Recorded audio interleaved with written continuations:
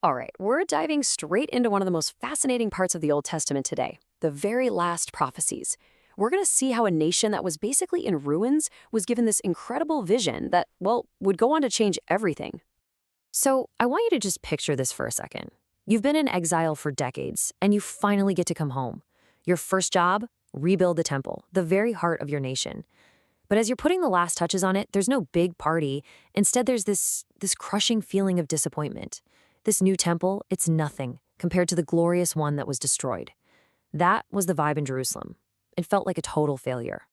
But right here, in this moment of just complete national discouragement, Israel's prophets did something pretty remarkable. They didn't offer a bunch of empty reassurances about the present. No. Instead, they told the people to look forward, arguing that Israel has always been a people of the future.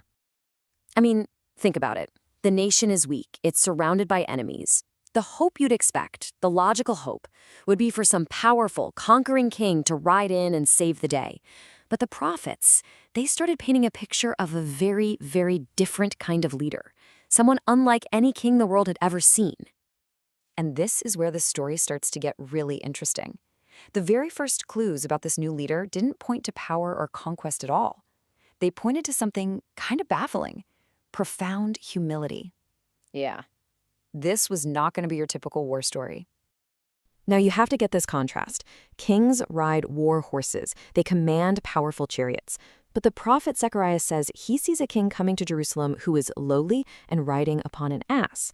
Now, in the ancient world, that wasn't just a quaint little detail. It was a huge political statement.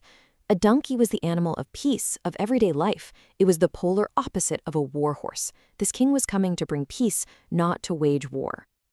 And this speaks right to that disappointment the people were feeling about their little temple.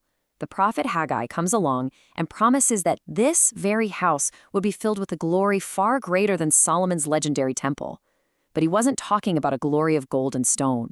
He was talking about a spiritual glory brought by the one he calls the desire of all nations. So we have this incredible, hopeful picture of a peaceful king taking shape. But then the prophecies take a really dark and, frankly, shocking turn. The story suddenly isn't about acceptance anymore.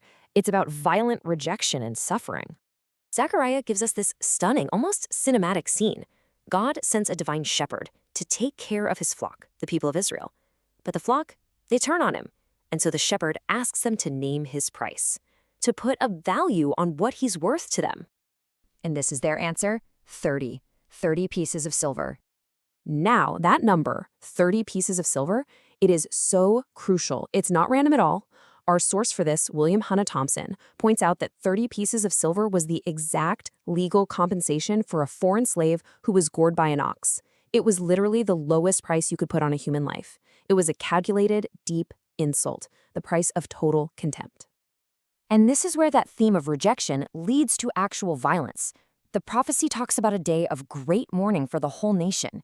But they're not crying over some enemy or a natural disaster. No, they're mourning for someone that they themselves have pierced. A suffering savior wounded by his own people. Okay, so let's bring in the very last prophet of the Old Testament, Malachi. He's going to add the final critical pieces to this incredible portrait that's being painted. Malachi lays out a very specific three-step sequence. First, a call to remember the law. Got it. Second, the appearance of a forerunner, and this is key, a messenger who comes in the spirit of the famous prophet Elijah to get everybody ready for what's coming next. And then, right after this forerunner, the Lord himself, the messenger of the covenant, is going to suddenly show up at his temple. And this won't be some quiet little visit. It's going to be a moment of purification, like a refiner's fire, a moment of truth for the entire nation. So, after all that, let's pull all these different threads together. What is this great argument that our source, William Hanna Thomson, sees in these final prophecies? You know, when you put it all together, you realize this is not some vague, fuzzy hope. It is a remarkably specific and, let's be honest, kind of bizarre checklist. Just think about it. A humble king on a donkey, a divine shepherd valued at the price of a dead slave, a savior who is pierced by his own people, and then this specific order of a forerunner preparing the way, followed by a sudden arrival at the temple. And this is the absolute heart of what Thomson calls the great argument. It's the Christian claim that this highly improbable, interlocking set of prophecies found its one and only fulfillment in the person of Jesus, from his entry into Jerusalem on a donkey, to his betrayal for 30 pieces of silver, to his crucifixion, with John the Baptist acting as that forerunner. And all of this really leaves us with one massive question, doesn't it? Are all these connections just a series of stunning coincidences, things people read back into history later? Or, as our source material argues, is this evidence of something else entirely, a sure word of prophecy written down centuries in advance? It really invites us to stop and consider what it means if the future can, in fact, be told.